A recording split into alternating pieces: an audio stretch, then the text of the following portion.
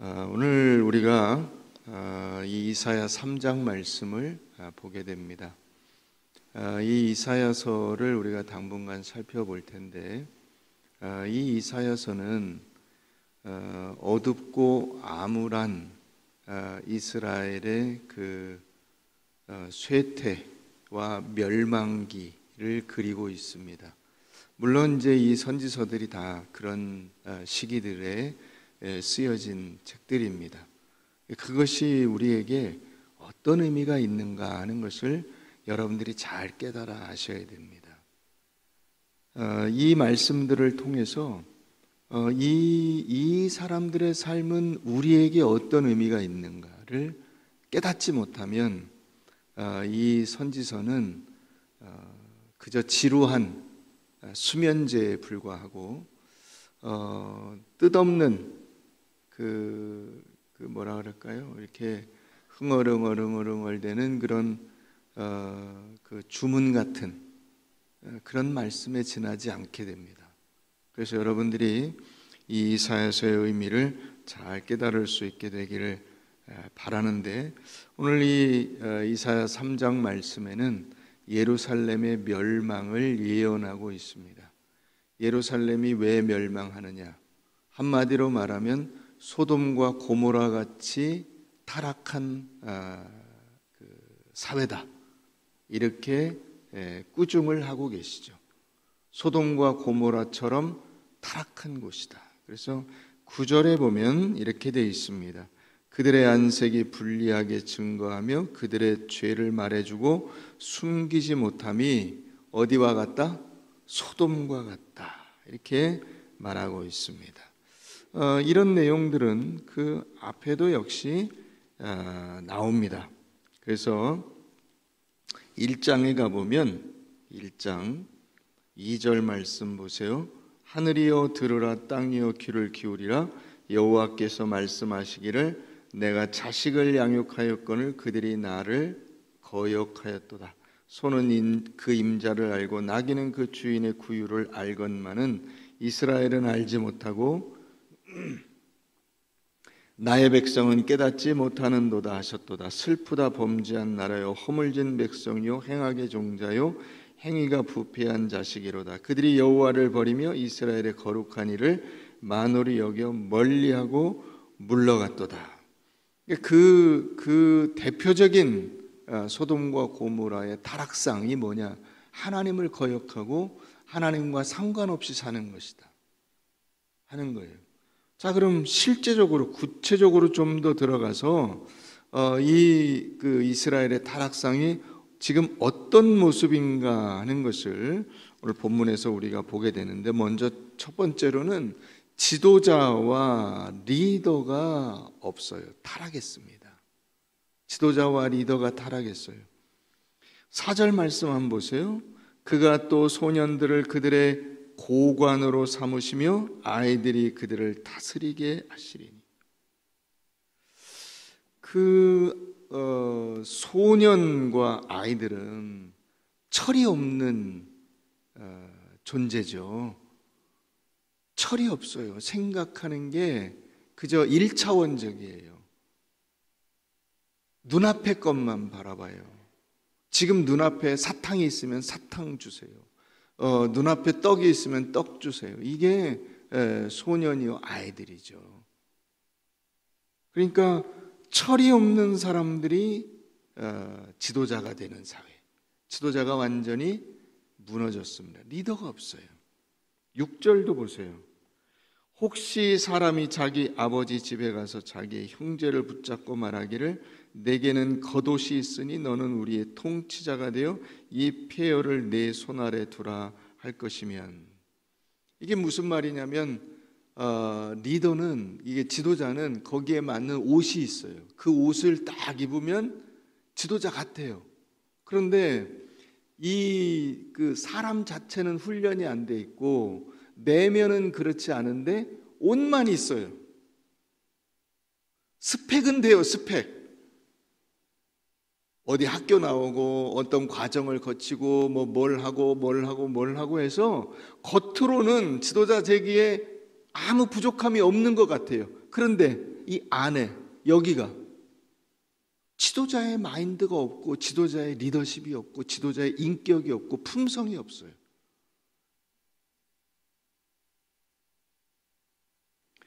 자, 12절도 보세요. 내 백성을 학대하는 자는 아이요 다스리는 자는 여자들이라. 내 백성이요 내 인도자들이 너를 유혹하여 내가 다닐 길을 어지럽히느니라. 여기 아이와 여자가 나옵니다. 이 당시는 가부장적 남성 중심 사회죠. 그런데 거기서 누가 이 우두머리 노릇을 하냐? 아이와 여자가 한다. 사회가 완전히 뒤집어졌어요. 그래서 제대로 돌아가지 않는 것입니다. 뿐만 아니라 가정과 사회 시스템이 붕괴됐습니다. 자, 5절 말씀 한번 보세요. 5절.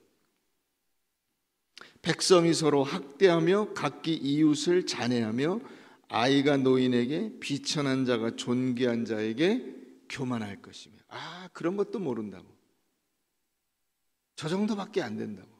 아이가 노인에게 교만한다. 비천한 자가 존귀한 자에게 교만한다.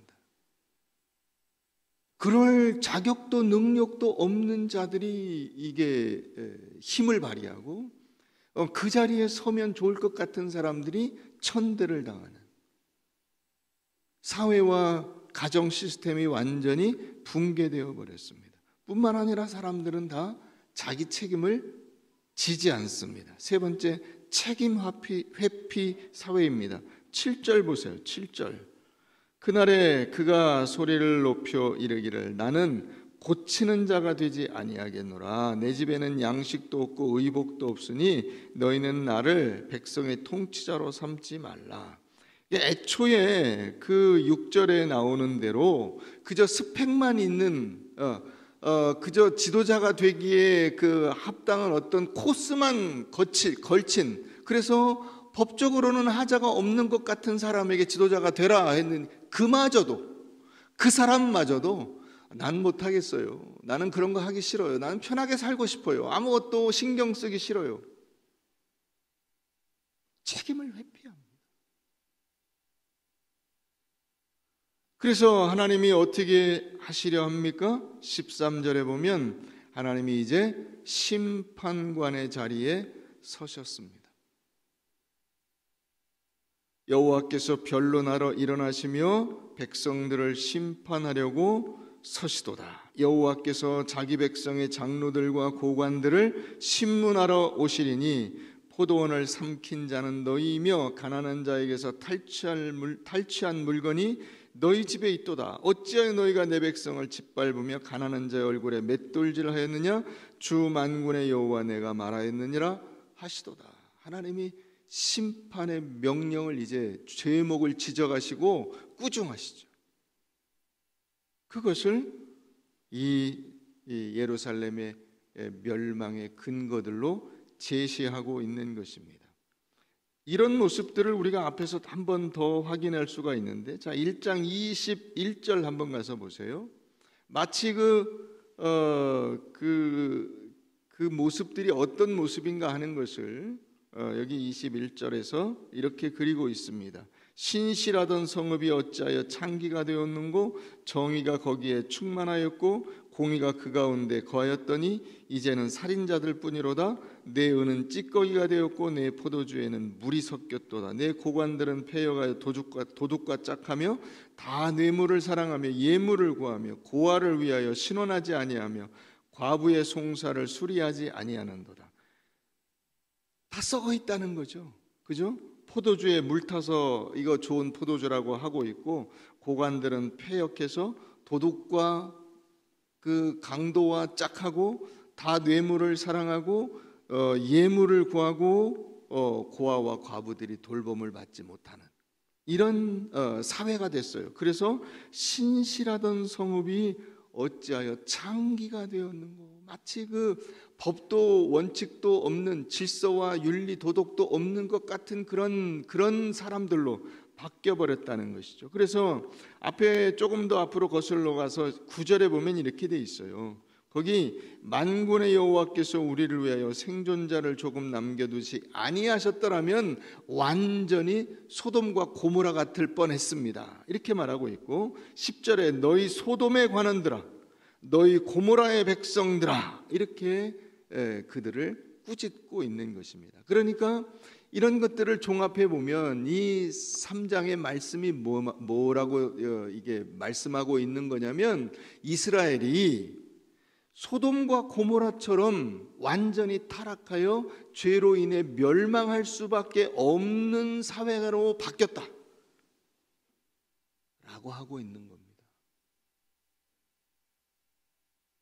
그래서 멸망을 이제 눈앞에 두고 있는 것이죠.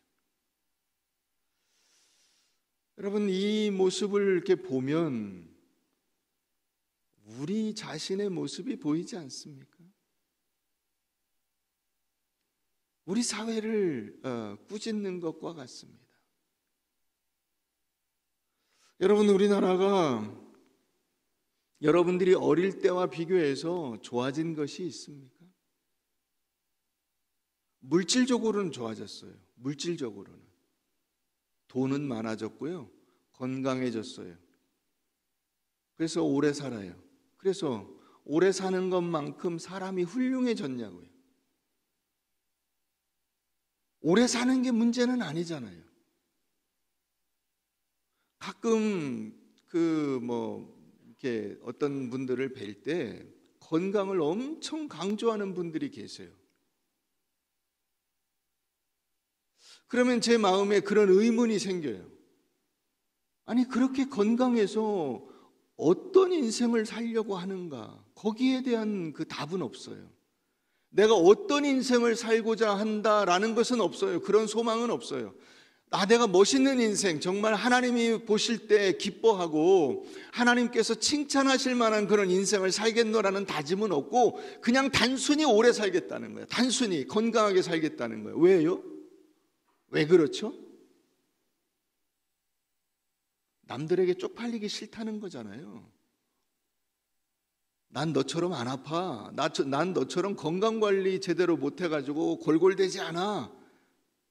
나 이 정도야. 나 이 나이인데도 내가 건강하고 어디 팔다리 어디 아픈 데 없고. 그러면 뭐예요? 여러분, 그렇지 않아요? 인생의 존재 목적이 단순히 오래 사는 데 있어요?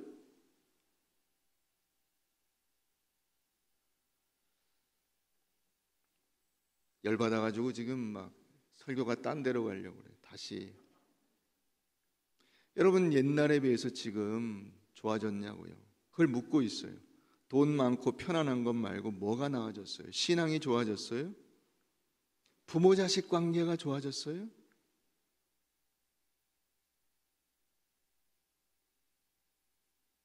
친척 관계가 좋아졌어요? 지난주에 명절이었습니다만 여러분, 사촌까지 1년에 한 번이라도 사촌 얼굴 한번 보세요.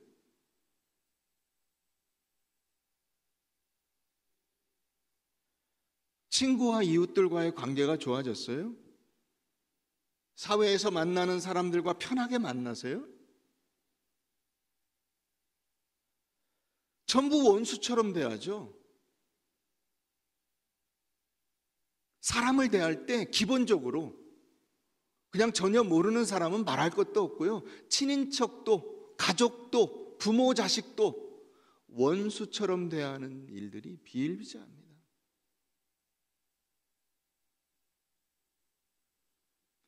힘들게 회사 들어가서 다른 사람 때문에 회사 못 다니겠다고 때려치는 사람이 태반이래요.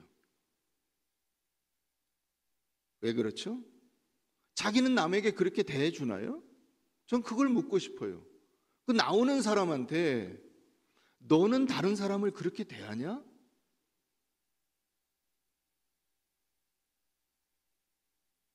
자기도 그렇게 안 하잖아요.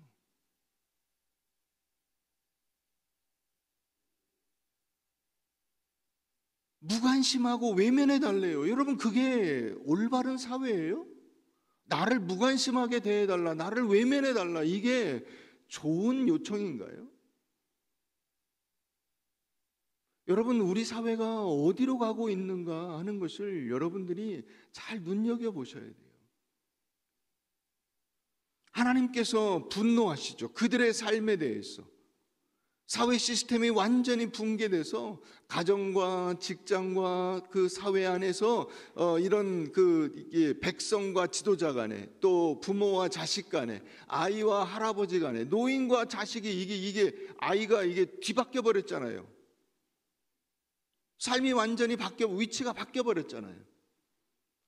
이런 것들에 대해서 하나님이 분노하시고 사회가 썩어 있고 그런 것들에 대해서 깨닫지 못하는 것을 하나님께서 심판하시고 소돔과 고모라와 같이 멸해 버리신다.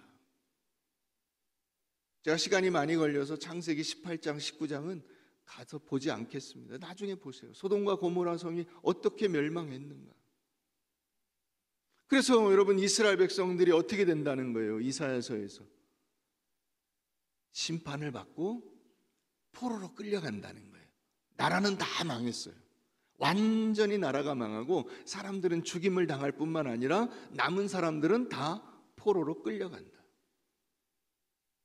여기서 여러분, 우리가 이스라엘에 대해서 가지는 의문이 하나 생깁니다. 그게 뭐냐면, 하나님께서 원래 아브라함을 통해서 그 이스라엘 백성들의 그 미래에 대하여 약속하신 것이 무엇인가 하는 거예요. 그게 뭐냐면, 이스라엘 백성들이 온 세상 모든 민족의 제사장 나라가 되는 거예요. 그들을 이끌어 하나님 앞으로 이끌고 오는 역할을 하는 거예요. 자, 창세기 12장을 우리 한번 잠깐 보십시다. 하나님께서 이스라엘을 향해서 가지신 그 뜻과 목적이 무엇인가 하는 것을 여러분들이 기억하셔야 돼요. 자, 창세기 12장.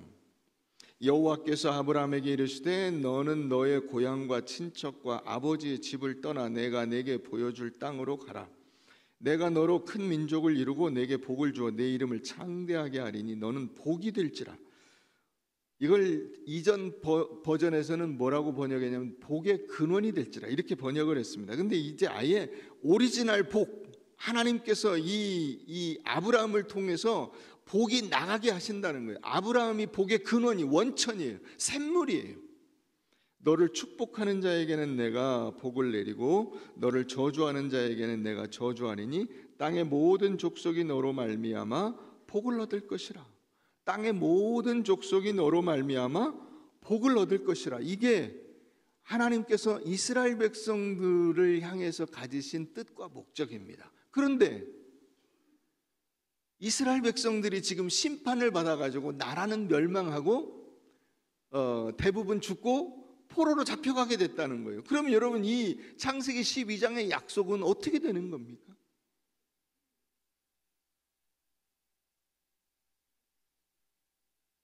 이 모순, 이 역사의 모순, 하나님의 이 약속의 모순, 그들의 현실과 그들을 향한 하나님의 계획이 완전히 어긋나 버린 이 상태, 여러분, 이것을 우리가 눈여겨보아야 합니다. 자, 그런데 다시 이사야서로 와서 2장에 우리가 지난주에 살펴봤습니다마는, 자, 2장 2절 한번 가서 보세요. 2장 2절, 거기 뭐라고 되어 있냐면, 마리레는 이제 최후의 이 온 세상 우주의 그 종말에 여호와의 전에 산이 모든 산 꼭대기에 설 것이요 모든 작은 산 위에 뛰어나리니 만방이 그리로 모여들 것이라. 많은 백성이 가며 이르기를 오라 우리가 여호와의 산에 오르며 야곱의 하나님의 전에 이르자. 그가 그의 길을 우리에게 가르치실 것이라.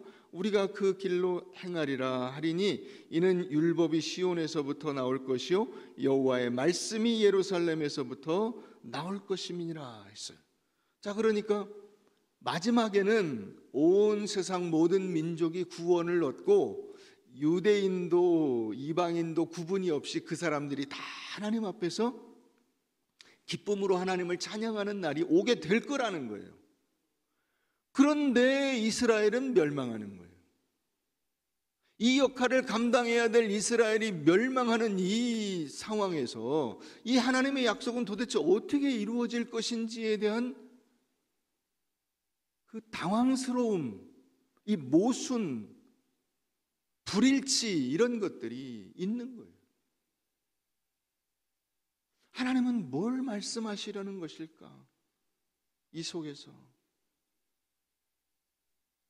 여러분 사무엘상 21장에 보면은 거의 그런 얘기가 나와요. 다윗이 사울에게 쫓기다 못해가지고 이제 블레셋으로 들어가게 됩니다. 그래서 블레셋 아기스 왕 앞에서 저놈이 다윗 아닙니까? 그러니까 다윗이 거기서 목숨을 구하려고 미친 채 하는 장면이 나와요. 그래서 막 침을 질질 흘리고 헛소리하고. 근데 여러분 다윗은 이미 이때 훨씬 이전에 사무엘상 16장에서 뭐가 됩니까? 왕이 됩니다. 왕으로 기름 부음을 받아요. 기름 부음을 받은 그때부터 다윗은 이미 왕이에요. 왜요? 이미 대관식을 한 거니까요. 하나님께서 승인을 하신 거예요. 하나님의 그 승인 도장이 꽝 찍힌 거예요. 그런데 그 사무엘상 16장에서 왕이 된 다윗이 지금 사무엘상 21장에 가서 이스라엘의 왕이 거기 가서 뭐 하고 있습니까? 침 질질 흘리고 미친 채 하고 있습니다. 이 불일치, 이 모순, 도대체 다윗은 왕이 되는 거냐 마는 거냐? 여러분 그 뒤에 우리는 결말을 물론 알고 있습니다. 그런데 그때 그 순간에는 다윗 스스로도 굉장히 당황스러울 거예요. 도대체 나는 하나님이 왕이라고 기름을 부어 주셨는데 이미 기름 부음을 받았잖아요. 사무엘이 기름을 부었잖아요. 네가 왕이다 이제 했잖아요. 그런데 그것을 기억하고 있는 다윗에게 스스로도 나는 왕이냐 아니면 거지냐, 미친놈이냐.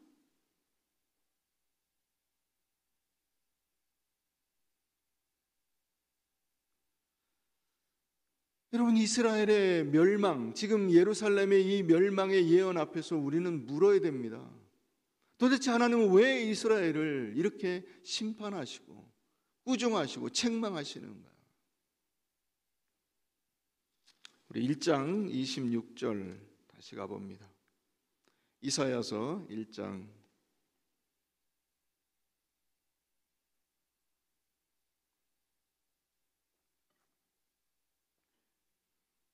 26절입니다. 내가 내 재판관들을 처음과 같이 내 모사들을 본래와 같이 회복할 것이라. 그리한 후에야 내가 의의 성읍이라 신실한 고울이라 불리리라 하셨나니 시온은 정의로 구속함을 받고 그 돌아온 자들은 공의로 구속함을 받으리라. 여기 뭐라고 말씀하고 있습니까? 회복을 말씀하고 있습니다. 회복. 쫓아내시고 다시 돌아오게 하시고 꾸중하시고 다시 원래의 자리에서 재구시를 하게 하시고, 그래서 처음과 같이 본래와 같이 하나님께서 우리를 창조하신 것과 같이 새 창조의 역사를 베풀어 주실 것을 약속하고 계신 것입니다. 여러분 이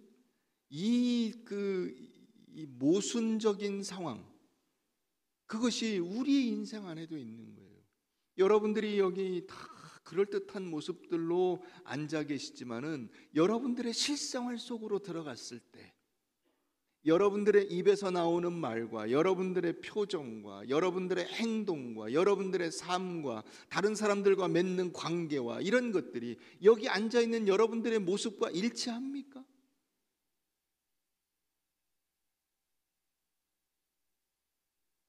하나님이 여러분들을 구원하시겠다고 약속은 하셨지만은 그 약속을 알고 있는 존재이지만은 내 모습이 여러분들의 그 가정 안에서, 여러분들의 직장 안에서, 여러분들이 그저 길을 운전하고 돌아다니는 그 모습 속에서 일치합니까? 구원받은 백성답습니까?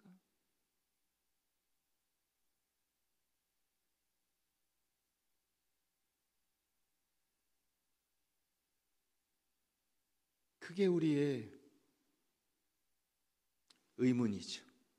나는 언제 하나님의 백성다워지는가?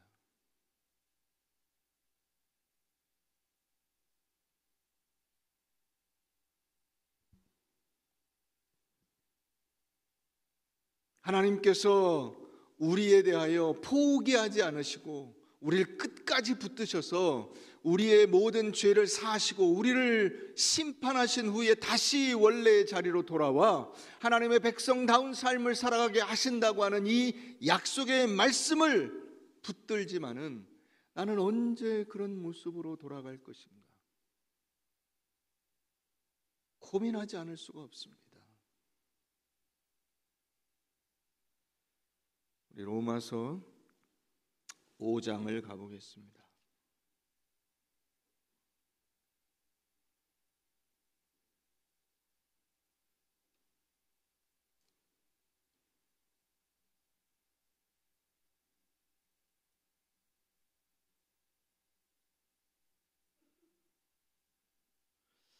로마서 5장 6절 말씀부터 봅니다. 로마서 5장 6절. 우리가 아직 연약할 때에 기약대로 그리스도께서 경건하지 않은 자를 위하여 죽으셨도다. 의인을 위하여 죽는 자가 쉽지 않고 선인을 위하여 용감히 죽는 자가 혹 있거니와 우리가 아직 죄인 되었을 때에 그리스도께서 우리를 위하여 죽으심으로 하나님께서 우리에 대한 자기의 사랑을 확증하셨느니라. 그러면 이제 우리가 그의 피로 말미암아 의롭다 하심을 받았으니 더욱 그로 말미암아 진노하심에서 구원을 받을 것이니 곧 우리가 원수 되었을 때에 그의 아들의 죽으심으로 말미암아 하나님과 화목하게 되었은즉 화목하게 된 자로서는 더욱 그의 살아나심으로 말미암아 구원을 받을 것이니라. 가끔 그런 핑계 혹은 뭐 이유, 변명 이런 것을 듣습니다. 나는 몰랐다. 그때는 몰랐다.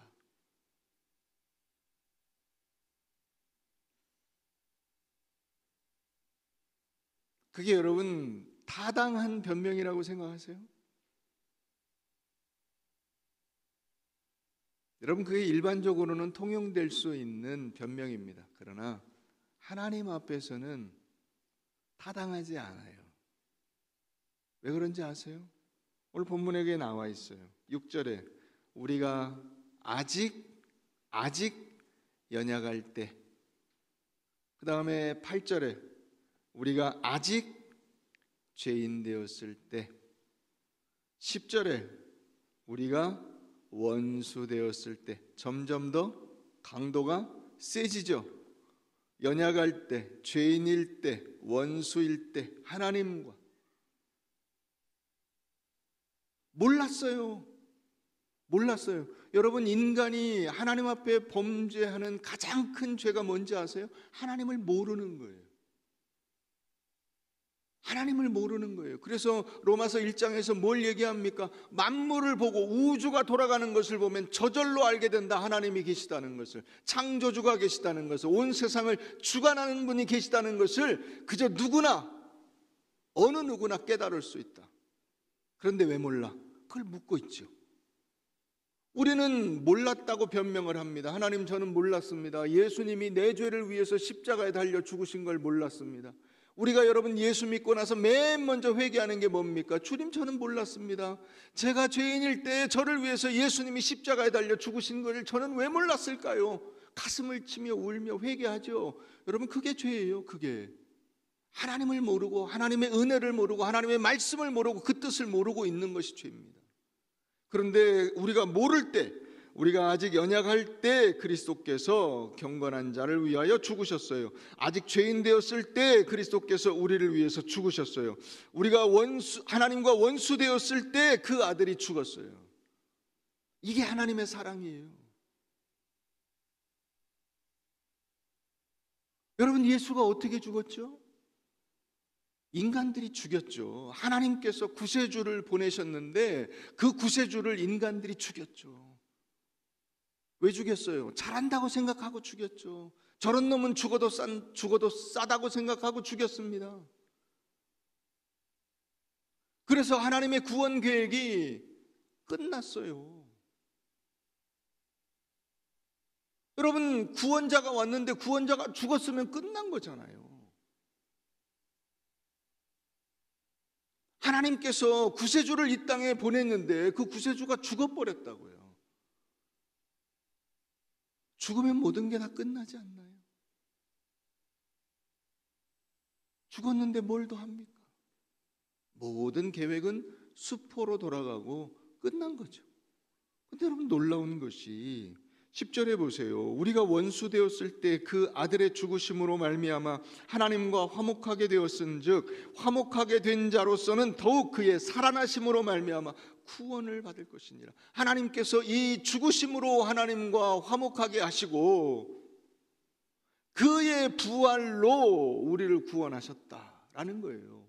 그러니까 아들의 죽음, 그리고 아들을 죽인 그 살인, 이것이 끝이 아니라 그 죽음으로, 그 살인으로 거기서 끝나지 않고 그것이 또 다른 하나님의 역사를 만들어 가게 하신다는 거예요. 하나님께서. 이게 놀라운 역사죠.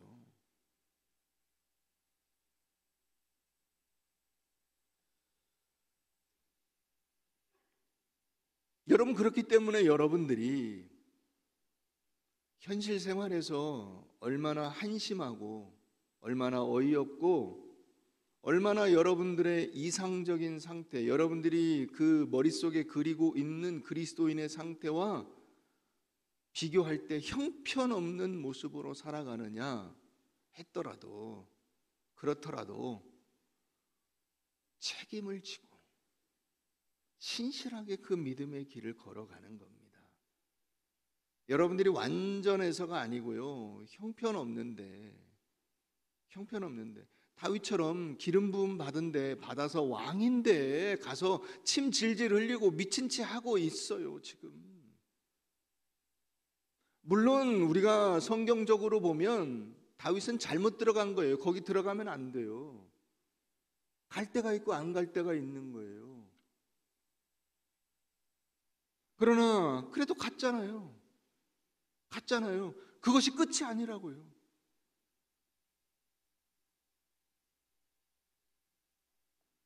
예수님께서 죽으신 그 죽음이 구원 사역의, 하나님의 구원 계획의 그 실패로 끝나지 않고 그것이 극적으로 전환돼서 하나님의 그 역사하심 속에 부활하시고 그 부활로 우리의 부활을 확증해 주시는 놀라운 은혜를 우리가 보게 되는 것입니다.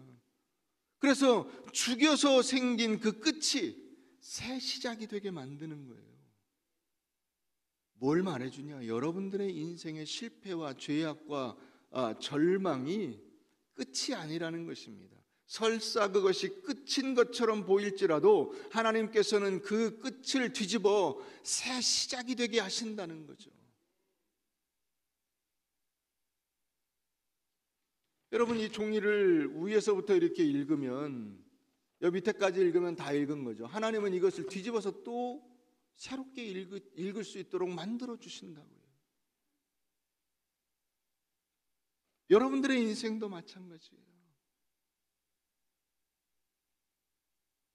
종종 사람들에게 욕을 먹거나 비난을 받거나 조롱을 받거나 혹은 마음에 안 들면 안 해버려요. 얼마나 많은 그리스도인들이 그 자리로 가는지 몰라요. 안 해버려요. 그만둬버려요. 여러분, 그러려면 왜 사세요? 실패하고 절망하고 좌절하고 욕먹고, 그래서 나는 차라리 다 꼴보기 싫다, 안 한다. 여러분, 하나님께서 인간을 창조하실 때 창조의 목적이 있어서 인간을 지으셨잖아요. 그럼 그 목적에 부합하게 살려고 애를 써야지, 안 하는 것은, 이건 하나님에 대한 도전이에요. 창조의 목적을 스스로가 뭉개버리는 거잖아요. 끌리가면 안 되는 거예요. 내 존재 가치, 내 지위, 내 삶, 내 인생, 이것을 책임있게 감당해야 되는 거예요. 나는 못나서 쪽팔려서 싫어요. 못나도 그게 못난 게 아니라고요. 하나님 안에서는 못난 게 아니에요. 죽음이 죽음이 아니고 실패가 실패가 아니에요. 못난 것 갖고도, 실패 갖고도, 죽음 갖고도, 살인을 가지고도 그것을 부활로 만들어내시는 하나님, 그 하나님께서 우리의 하나님 되신 거예요. 이게 복음입니다. 이게 여러분들이 사람들에게 그럴듯한 모습으로 나타나려고 하는 것은 다 교만이에요. 되지 못하고 된 줄로 아는 것을 하나님이 다 아신다고 했잖아요. 교만이 완전 교만이에요. 여러분들이 그런 존재가 아니잖아요. 우리가 다 그런 존재가 아니에요. 자꾸 목에 힘주려고 하지 마시고 여러분들의 현실 속에서 현실에 주어진 삶을 충실하게 사세요. 다 잘 사는 줄 알고 사는 거예요. 열심히 말씀 붙들고 산다고 사는 거예요. 그것이 오류를 만들고 실수를 만들고 실패를 만들고 죄악의 구렁텅이에 빠지지만은 그 빠진 것조차도 하나님께서 사용하셔서 놀라운 역사를 만들어 가신다고요.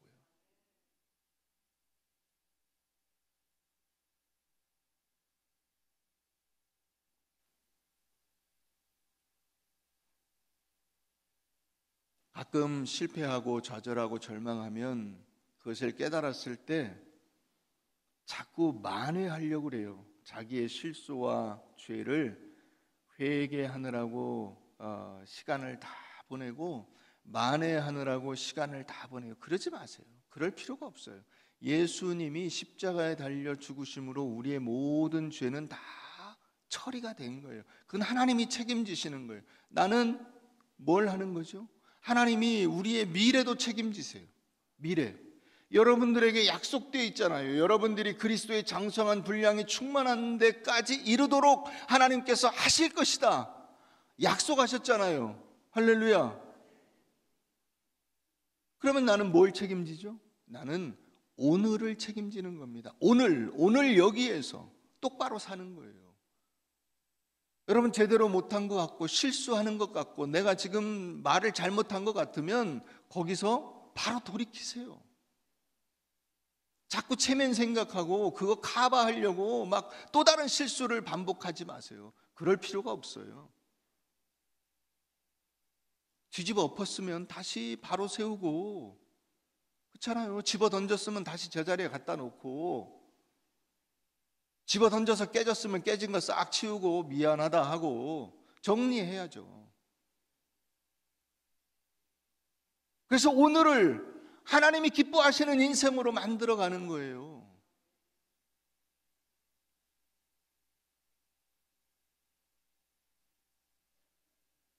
(2023년) 우리가 기쁨으로 삽시다 했어요. 기쁨으로 하나님을 섬기는 성도가 됩시다.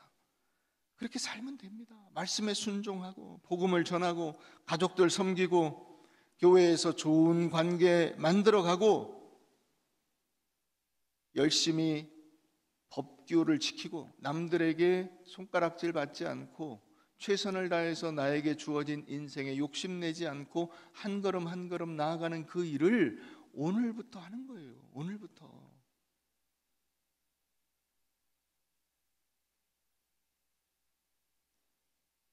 얼마나 오래 사냐, 얼마나 큰 업적을 남겼냐, 그건 아무 의미가 없습니다. 하나님의 뜻에 합당하게 살아가는 사람이 되는 거예요.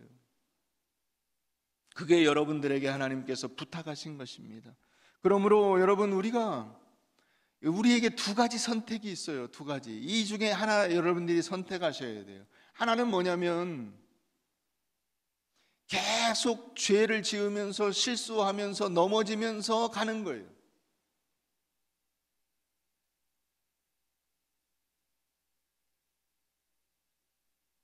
부끄럽죠. 그 과정이.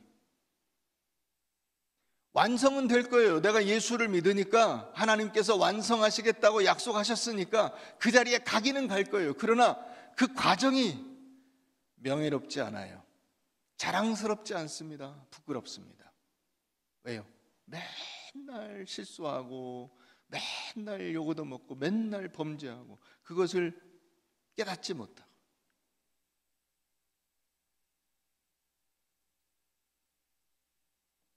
그러나 여러분 몇 번 그걸 하다 보면 깨닫잖아요. 이렇게 인생을 살 수는 없다. 하나님이 이런 인생을 나에게 원하시지는 않았을 것이다. 아니, 여러분들의 자존심을 세우는 면에서가 아니고 하나님이 기뻐하시는 그 그리스도인의 모습을 기준으로 했을 때예요.